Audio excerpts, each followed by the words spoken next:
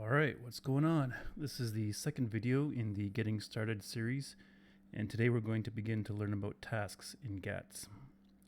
Note that in Get Addicted to Success, tasks are the same as habits, so we'll use both words interchangeably. So, in the last lesson, we learned how GATS helps you track the tasks that you want to do on a daily basis so as to be more productive. In the day panel, we made categories. So we got work, family, exercise, hobbies, things like that.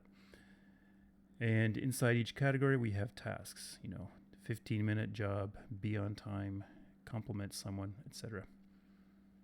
Now, the neat thing about GATS is that you can have up to 16 categories. And in each category, you can have 20 tasks.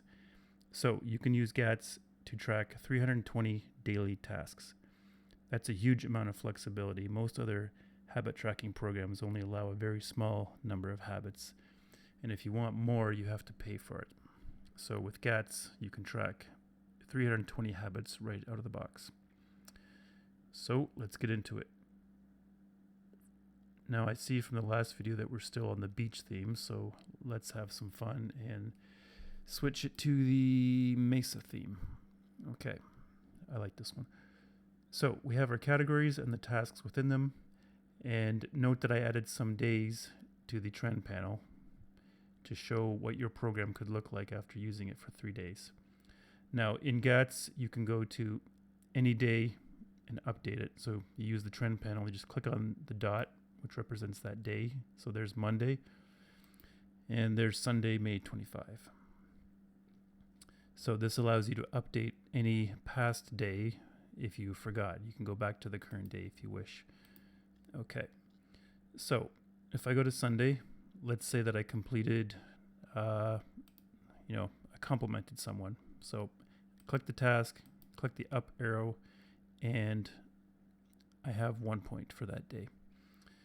And let's say I did a 15-minute walk. Boom. So that's 2 points for that day. Now let's say that on Monday, I did absolutely nothing, which is fine. On Tuesday, let's say that we'll update this, and we did 15 minutes on the rowing machine, we walked the dog, and let's say we did 15 minutes of playing guitar. So that was a better day than Monday. Okay, so now that we have 3 days of data, you can see your progress in the trend panel. The first day, you got something done. Second day, didn't do anything. The third day, you got a lot more done. So that's pretty good. So from this moment forward, you should compare yourself to your yesterday's self. This is healthy, and it should motivate you to accomplish more today. So this is a psychological principle. You should not compare yourself to others. You should only compare yourself to your yesterday's self. Moving on, notice these task tooltips. They pop up when you hover over a task. So when the task tooltip shows, you can see details about the task. So what we can see here is that you have the name of the task. And if there was a task label, that would be the next line. And then the third line shows the weight of the task and the maximum number of completions. So we'll get into that stuff later, but I just wanted to show you about these task tooltips.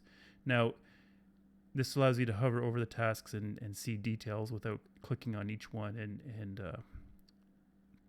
bringing up the edit window.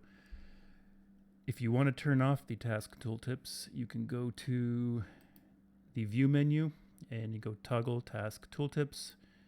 And then as you hover over the tasks, you don't see them anymore. I still see category tooltips, but not task tooltips. Okay. So now we're going to look at the task menu. The task menu is a pop-up menu that you can access by right-clicking on any task. So let's say I choose walk the dog, I right-click. Now if I choose chart on chart, then if the task is charted in the trend panel, then it will unchart.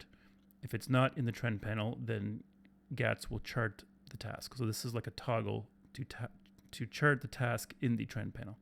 So you can see here that this task, maybe it's hard to see here, but we didn't do it on Sunday, we didn't do it on Monday, but on Tuesday we did it. So moving on, the next option in the task menu is stats. So you can click any task, right click and go stats, and it will show you all the details, or a whole lot of details about this task. Now, there's not much data in this data set, so you can see that this is not very interesting. So we completed the task once, the weighted score is 1, the all-time percent completed at least once per day is 33%. So in all of your days, 3 days, you did it once out of 3 days, that's 33%. So once you get more data in your data set, this menu here will look much better. So another thing you can do is you can move tasks up and down in order. So if I want to move this guy down to the bottom, I can move him down. If I want to put him back up, I can move him up in order.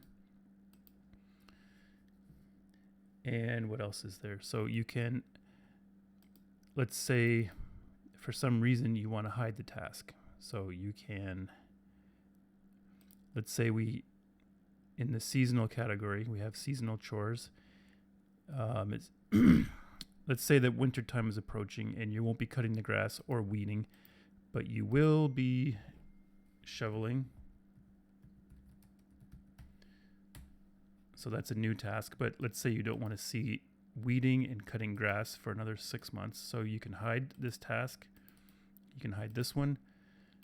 And then in 6 months, you can come back, you can click on the category menu and you can show hidden tasks, so they'll come back. Okay.